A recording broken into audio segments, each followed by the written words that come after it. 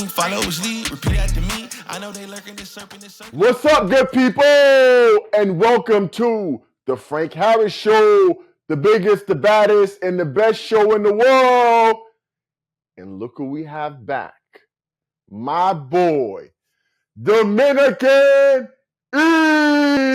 What's up, Frank? Yo, What's E. up, Frank? What's good, E? Let's go, baby. Let's go. We got some topics today, baby. It's showtime. Sam the man. What's up, Sam? Hi, Frank. All right, baby. It's showtime. E, I see you got the burnt orange. What you doing with the burnt orange Texas Longhorn sweater on, bruh? Oh, so you know what? Let's talk about the Final Four. Let's talk about the Bowl Championship. Let's talk about did Florida State get snubbed?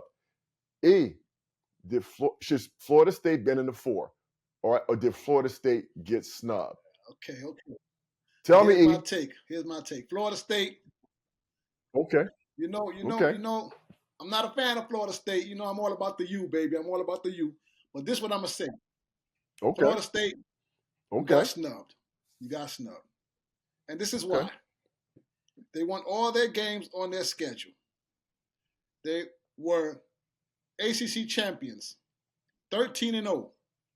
Yes, their quarterback got hurt. Yes, they were down to the third string quarterback. But if you win a conference champion, if you become a conference champion of Power 5, you deserve to get in. You can't. No, first of all, that's wrong, right? Because you can't say if you win your championship in the Power 5, you should be in because there's only 4 teams in. So that means one Power 5 champion won't get in. Now, if you say if you say an undefeated Power 5 conference, that's different. Yes, 13-0. Okay, come on, clarify because it's 5 conferences, right? And it's only 4. It's 5 Power 5 conferences and 4 slots. So one Power 5, it may be 2 Power. Depends on how good the SEC is that year. May get snubbed, in your opinion, snubbed. Now let me tell you why. Whoa! Cry me a damn river. No, they didn't get snubbed. Stop that, E. Listen, you play to win the game. Isn't that what your boy Herm Edwards said? Famous speech. It's no way Florida State without Jordan Travis, their Heisman Trophy candidate, worthy player until he got hurt. It's no way they could win in the 4. There's no way they could win the national championship. There's no way. And ultimately, the goal, Eric, every year when we first came out with this, everybody wanted the top 4 teams to be picked to play against each other for a national championship. They want the top 4 teams in the country. Eric, can you tell me, not definitively, but can you assert at all that Florida State, without Jordan Travis, their Heisman level quarterback, without him, is one of the top 4 teams in the country? Can you tell me that, Eric, that they're a top 4 team in the country without Jordan Travis? No, I'm going to say they're not a top 4 team without Jordan Travis. And that's one of the criteria NCAA uses against Florida State. Yes. Yes. They use. But I'm going to say this. I feel bad for those kids because those kids went out there and won all their games. They, blood, sweat, and tears, spring ball, off-season conditioning, all these different things to get 13-0 and then to have that taken away from you going to a playoff. It's painful to see, young kids go. Yeah, but listen, it's painful every year, right? Somebody got to win. Somebody got to get out. Listen. Every year, the 5th team has an argument to be in the championship series. Every year, the 5th team makes the argument. They were 13-0, but they lost their quarterback. Eric. So ultimately, they did not deserve to be in because they are unequivocally not a top 4 team in college football. Eric, I'll be honest with you. They may be the 7th best team without him, right? Because you could argue that Bo Penix at Oregon is a better team, and you can argue that Ohio State is a better team. You could argue that those 2 teams are better right now, than Florida State is without their star quarterback. So absolutely, they got it right. So forget all of the critics Ron DeSantis talking about, the governor, they want to sue the college football committee. Be quiet. Be quiet, man. They got it right. They absolutely got it right. Now, E, let's talk about who wins, baby. You got the 1-4 game. You got Michigan, the Michigan Wolverines against my Alabama Crimson Tide, baby. Roll Tide. And just know my Alabama Crimson Tide right now are playing as good football as anybody in college football. And Milroe is playing as good as any quarterback in college football.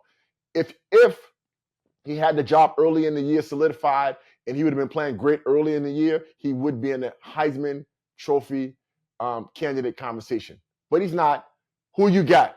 Alabama, Michigan. Blue Bloods. Who you got, E? I'm going with Big Blue. I'm going with Big Blue.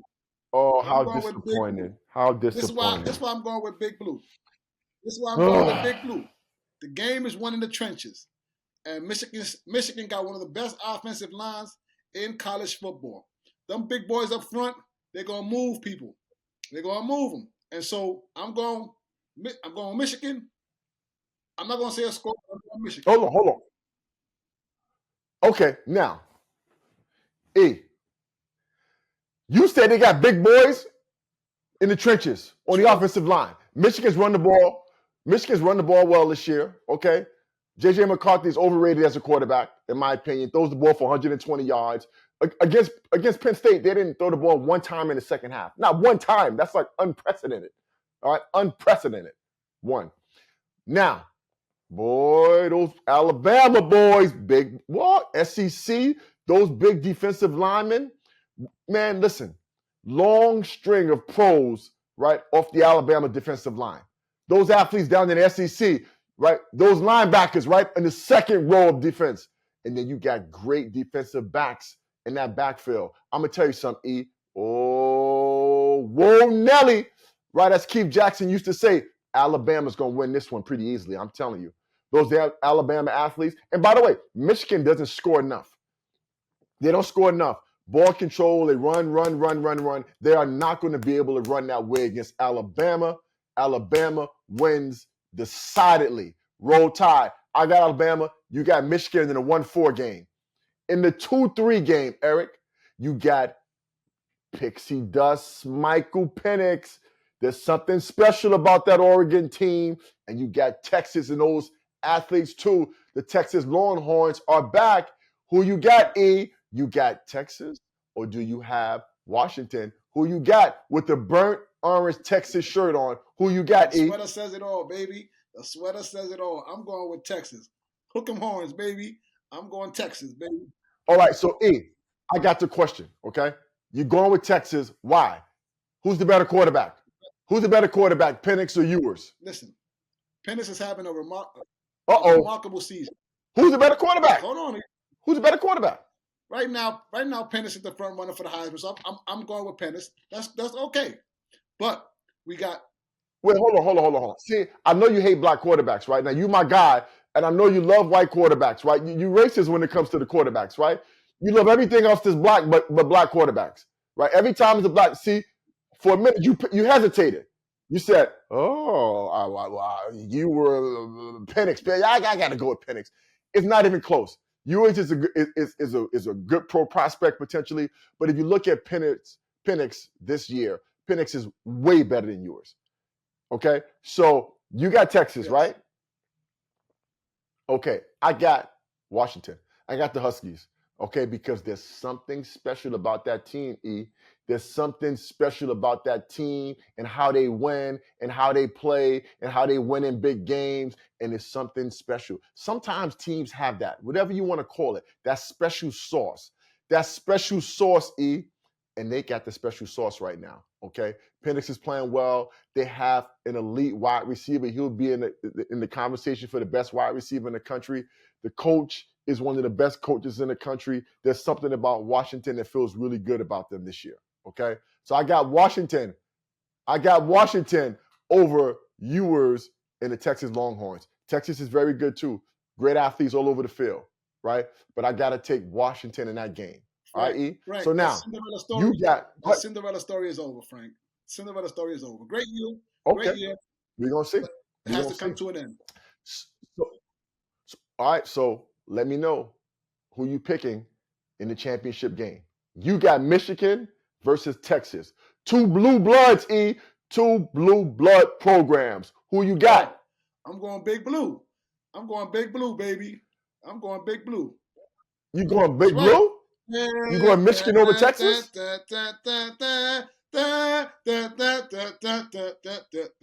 Big Blue, yes. Big Blue, baby. Wow. So if I don't even have those two teams in my championship game, I have Alabama versus Washington. And you know I got to roll tide, baby. You know I got to go with Alabama. Because, by the way, Alabama, listen, I'm a bit subjective because that's my team, as you know. But, E, you have to admit, we beat number one Georgia, okay? And we're playing better than any other team in college football. And, by the way, I got to bring up, Eric, I got to bring up that you were one of those people, okay, who was saying that Nick Saban needed to go. They needed to fire Nick Saban. Early in the year when you said we had no quarterback, everybody was talking about Georgia and Kirby Smart has passed Nick Saban. The game has passed Nick Saban. And what has Nick Saban done? All I do is win, win, win, no matter what.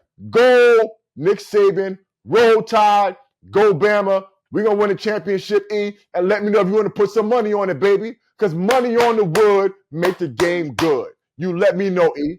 Roll tide, baby. When the time comes, money in the wood. Roll tide. Money in the wood make the game good. Let's go. Roll tide. You got Michigan. We're going to be Michigan in the first round. Okay. We're going to be Michigan in the first round. So, with that being the case, and you got me excited talking about my Alabama Crimson Tide crew, baby. But listen, let's switch gears a little bit now, E, right? And as we talk about college football, let's talk about the Heisman Trophy candidates and who's going to win. Let's talk about the Heisman Trophy, E. There are 4 candidates, E. 4 Heisman Trophy candidates. 4. You got Michael Penix, Pixie Dust Penix, right? Washington Huskies. You got Marvin Harrison Jr. Father was a great wide receiver in the NFL for years with Peyton Manning. Ohio State wide receiver, phenomenal player. You got Jaden Daniels, LSU, historic year. Boy, oh boy, did he have a great year. Over 50 touchdowns this year between running and throwing the football. And last, you have Bo Nix from the Oregon Ducks. You got Bo Nix from the Oregon Ducks. Now, E, let's talk about these 4 players. First of all, who you got winning? I got the quarterback from Washington. I got Mike Penix. Pixie Dust Penix? Pixie Dust Penix. I got him winning it. I got him winning. Okay. So I thought I had Penix winning too, right? I thought I had Penix winning. I thought when Washington played Oregon for the Pac-12 championship, that was the game for the Heisman Trophy. You had Penix against Bo Nix. The problem was neither one of those guys elevated to have a Heisman moment, okay? So to me, the best player in college football is Marvin Harrison Jr. He's the best player in college football. And as we talk about these 4 players, I think he'll have the best NFL career. He's going to be an elite NFL wide receiver, Hall of Famer, better than his dad, who's a Hall of Famer. Yes. Let me say that clearly. But I think when it's all said and done, Jaden Daniels has had a historic year at LSU, right? LSU didn't get to a conference championship, didn't play as well. So that's why I feel like Penix may have a chance, E. To me, it's between Jaden Daniels of LSU, over at LSU, and Penix. I mean, the guy, Eric, is throwing the ball all over the field. The guy is running the ball. The guy is, to me, very similar to Lamar Jackson. He's doing similar to what we saw what Lamar Jackson did at Louisville. Very similar, okay? Looks like he's playing like in the video game, and you pick one guy in the video game because he can outrun everybody, he can throw the ball the furthest, and he can score touchdowns, and he can win. And that's what this guy, this is what he's doing, E. So for me, it's between him and Penix. Bo Nix, out. Harrison, you can't give. It's very difficult to give it to a wide receiver. That's hard to do, Yes. especially a wide receiver who didn't win a championship. Even though at times it felt like he carried Ohio State with a mediocre quarterback. Yes. Right, McCord is a mediocre quarterback who's in the portal, by the way. Yes. I just saw that. So I'm going with Daniels versus Penix, and I'm gonna give Daniels a slight edge. But let me say this, Frank. You know the Heisman Go Trophy ahead. Award. It's all about the storyline too, right? Pennis had a great storyline, right? Coming off injuries, you know. I think this is what fifth year or sixth year in college football. Fifth.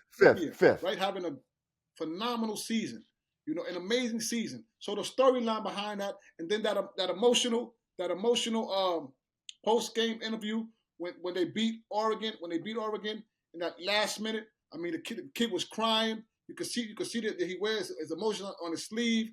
I think that alone, his story alone, will carry him to win the Heisman Trophy. Listen, Daniels is great. Well, okay. I mean, I hear. I'm calling Pixie does Penix, right? But I'm still going with, again, historic season Daniels had.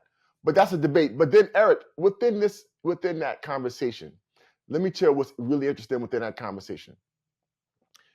All of the 3 of the 4 candidates, obviously not Marvin Harrison, not Marvin Harrison Jr., are transfers. Yes. If you think about it, you know, it really speaks to the impact of the transfer portal, right?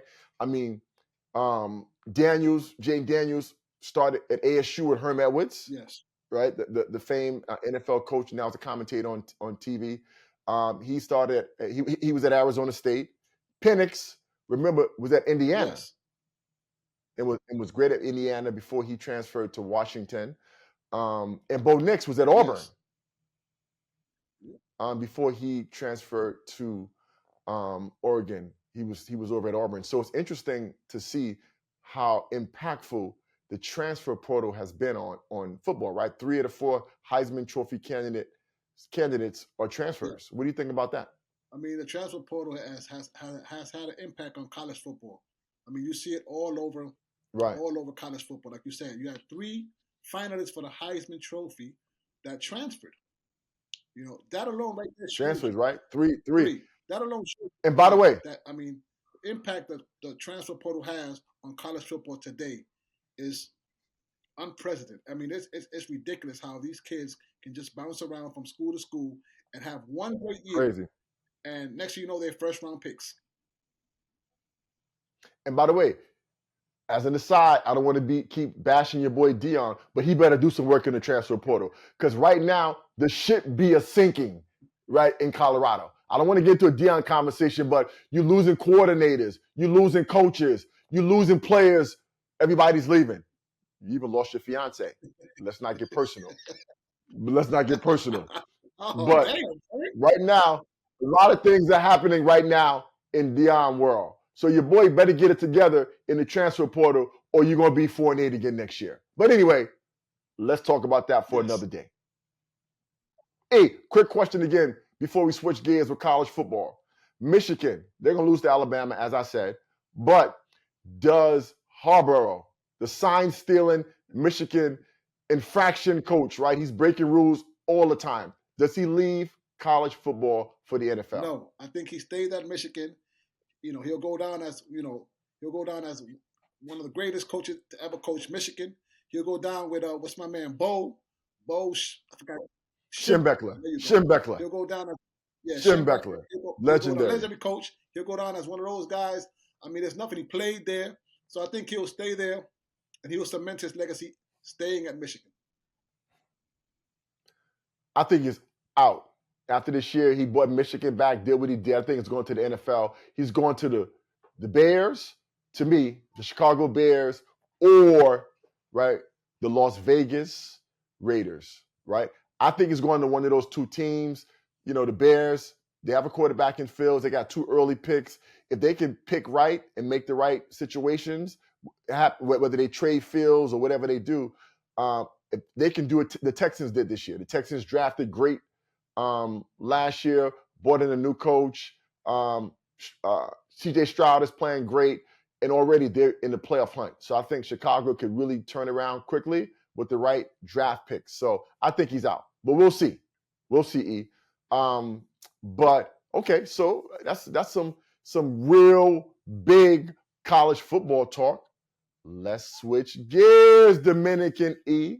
Let's switch gears and let's talk about basketball. And let's talk about some controversial NBA stuff. Okay. So you got Ime Udoka, Nia Long's ex-husband. We know him as a controversial figure in basketball, as we know. And him and LeBron had a little beef. Okay. Games going on. Now we know Udoka is aggressive dude, changed the culture in Houston, very aggressive, very serious, ex-NBA player, etc. Udoka, games going on. LeBron James is talking to the officials, crying to the refs. Udoka says, "Why don't y'all stop crying and acting like bitches?" Okay? That's what Udoka said. Why don't y'all stop crying and acting like bitches? LeBron James come over to Udoka and he's like, "Yo, stop using that word like so freely. Like, don't use that word. Like, yo, watch what you're saying, pretty much." And so Udoka's like, "Yo, why you walking over here like you're gonna do something? You ain't gonna do nothing." LeBron's like, "Well, you better watch how you're using that word." And Udoka's like, "Shut up, soft ass boy." Referee gives Udoka a tech, gives LeBron a tech. That's Udoka's second tech. He's out. Obviously, LeBron had one tech. The game goes on. Did Udoka cross the line, E? No, he didn't cross the line. Not at all. Not at all. First of all, we know trash talking, amongst players it's always been part of the game. Trash talking, coaches always.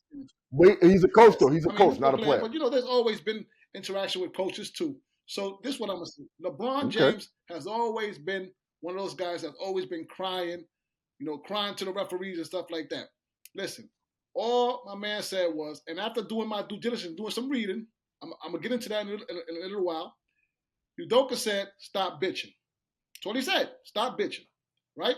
LeBron goes on a tangent and says, "Oh, you got to watch what you say." LeBron thinks he's the GM, he's the commissioner, he's the captain of the team. Come on, LeBron, play the game, LeBron. Like LeBron, play the game.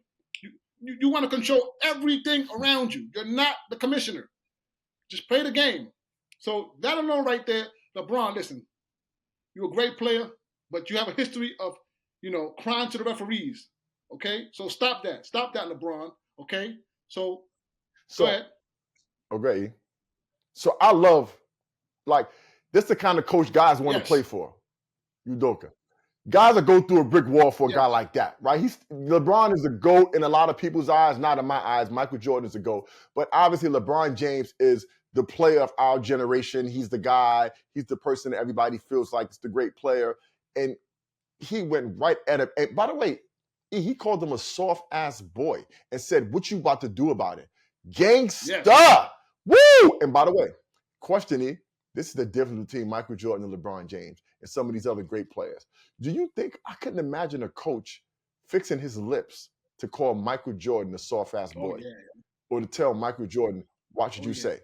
Like, the lack of respect that people have for LeBron's toughness is crazy, right? It's crazy, the lack of respect that people have for LeBron's toughness. I'm gonna keep it listen, I hate to say it. LeBron James, great player.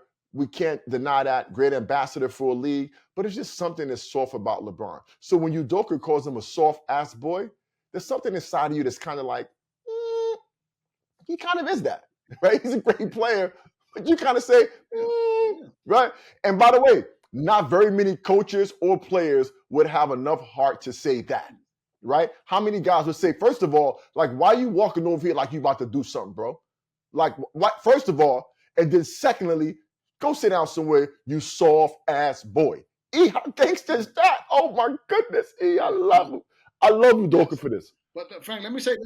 But I mean, he fumbled Nia Long, right? That's, everybody feels like he fumbled the ball on Nia Long. But E, oh my goodness, what a comeback! This is the comeback of all comebacks to me. How gangster is this? Let me say this. Oh my goodness! This is how gangster it is, right? He called LeBron "stop bitching," but there's a hidden message within those words. He said those words because his team was playing soft and was playing like bitches, right? Yep. So Yep. He did say that so later. he used those words to motivate also his team because Yep. That's right. I agree because with you on they that. were playing. I don't agree with you very much, but I agree with Yeah, you on that. okay. I got my lucky sweater on today. That's why. But anyway, There you so go. that alone right there motivated his team. You know, I got your back, but we're gonna play hard and we're gonna practice hard and we're gonna put a good product on the court night in night out. So that was his message to the team. Udoka, get the thumbs up Okay. for me. Thumbs up for me too. All right, E. So yes, but that's interesting though. Yes. You know what I mean? So now, E, I'm gonna switch gears and talk about something that's close to you right Yes. now. They got some controversy in the NFL with the Jets. Okay, you got Aaron Rodgers lying to everybody, talking about he's gonna come back from a torn ACL in 2 weeks, right? Like it's unbelievable. There's no way his Achilles Yes. tendon, there's no way his Achilles is torn, Eric. It might have been hurt, something happened to it, but there's no way. The guy says he's gonna come back and play after it just happened, a few weeks ago. Normally, it takes people, 9 months to return Yes. from that injury. But anyway, so now you got Zach Wilson. The team has been horrible. Zach Wilson, high draft pick, I think second or third, a few drafts ago out of BYU. Nobody liked him. A privileged kid. Everybody thought he was privileged, right? Never faced adversity. That was the narrative, right or wrong. I'm just telling you the narrative. Struggled a lot. It came to a tipping point when he had a bad performance. The team lost, and he didn't take the blame as quarterbacks are supposed to do in the NFL. He lost the locker room, and then they brought in Aaron Rodgers this year. Aaron Rodgers was mentoring him early in the season while he was, and also in the preseason. Rodgers gets hurt. Wilson gets the job. Rodgers really likes Wilson a lot because he's mentored him now. He likes the young man like a little brother. He comes in, the Jets win a game or two with him in. And then, of course, it goes back to normality and how he normally plays, and he struggles. Yeah. He struggles at a very, very high level. He loses the job. Tim Boyle comes in as a sub. He gets the job. He underperforms. Yes. Defense is playing relatively well. They're struggling at the quarterback position. Yes. Right? Now, they want to put Zach Wilson back in now. Yes. Okay? They want to put Zach Wilson back in. Okay? So he was starting quarterback. You brought in Aaron Rodgers. You benched him. Aaron Rodgers gets hurt. You play him. Now, Zach Wilson. He plays terrible for the most part. You bench him. You bring in Boyle. Okay? Boyle's terrible. Now you want to give Zach Wilson the job back. Okay? And now there are rumblings coming out of New York, rumblings that Zach Wilson does not want to go back in, that he doesn't want the job. Now, of course, he denied it, everybody, but you and I both know where there's smoke, there's fire, okay? And the reasoning behind it, they're saying, is because he doesn't want to get hurt, potentially. He knows the job is not his. Next year, Aaron Rodgers comes back. It's never worked with him in the Jets, so they probably get rid of him, okay? And he doesn't want to risk injury on a bad team with nothing to play for. What are your thoughts, E? Tell me what's up, Dominican E. So, this is what I'm going to say about Zach. I know, okay, prior to this incident, he had some incidents before where, he lost a team in the locker room and stuff like that. But I'm going to give him the benefit of the doubt on this one. Because I believe, stuff that gets leaked out, and you had so many people say, "Oh, the sources said this. The sources said this. The sources said this." What I'm saying is, the young man wants to play football. He wants to play for the New York Jets. I believe, right? I just don't like the fact that they use these, these sources. Oh, the source said this. Listen, who said it? Who said he don't want to play? You know what I'm saying? Who wrote the article? Who said he don't want to play? Let's get to the nitty gritty. Instead of saying, "Oh, the sources told me," he don't want to play. It's coming from the kid's mouth. He said he wants to play. Of course. Okay.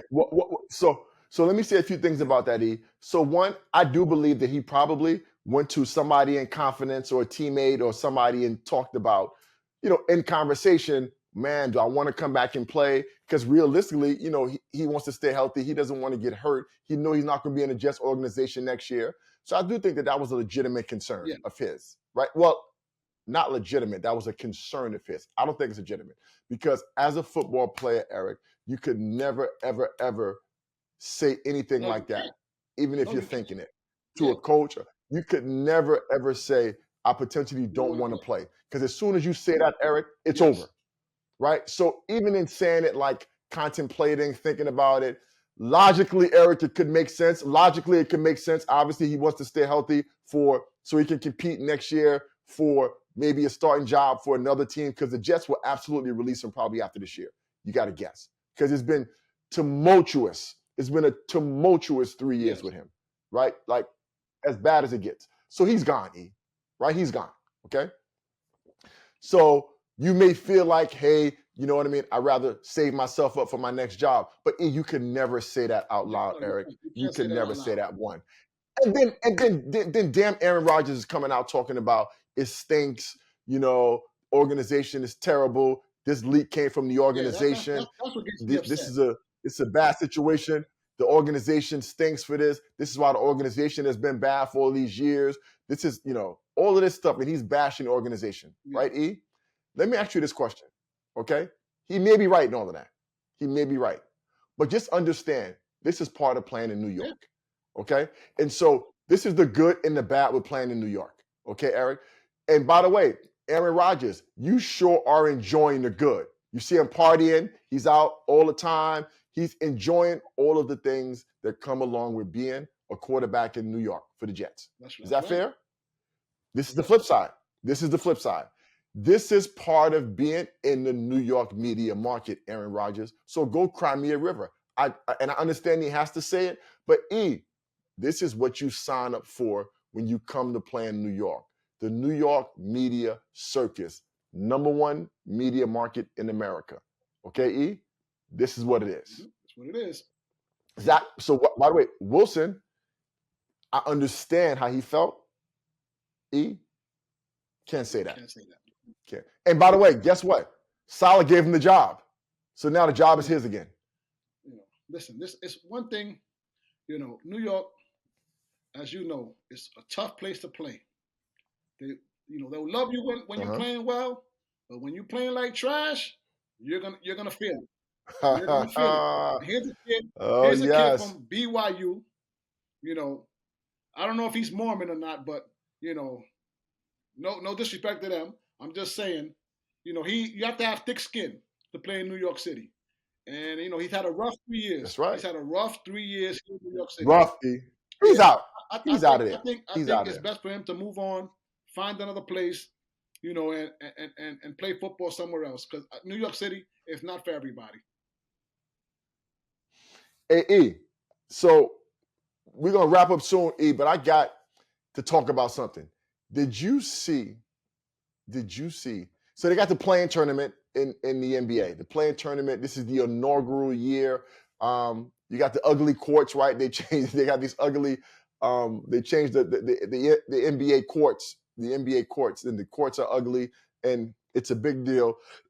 And as you know, the commissioner Adam Silver has been very innovative, right? He changed the All-Star game format a few times. Now he's bringing this European style in-season tournament to the NBA, which is interesting because now it gives teams who probably have no chance of winning the NBA championship a chance to compete and possibly win this tournament. It's great because I think the winning team, the players and coaches get $500,000 each. So that's a nice chunk of change. And it's a chance for, to create some excitement. They're doing it in Vegas. And I think they're doing it in Vegas probably because, they're going to announce probably soon that they're going to have a franchise coming to Vegas. LeBron James already told you 20 times he wants the Vegas franchise, right? So that's going to be a franchise that they're going to give to him. So they set that up right now, E, right? I know they want LeBron to win it. The LeBron Vegas narrative is the narrative, okay? Lakers, LeBron, defying Father Time, all of that. That's the narrative that would be great. And the Final Four now, they have the semifinals in Vegas. Lakers, Pelicans, okay?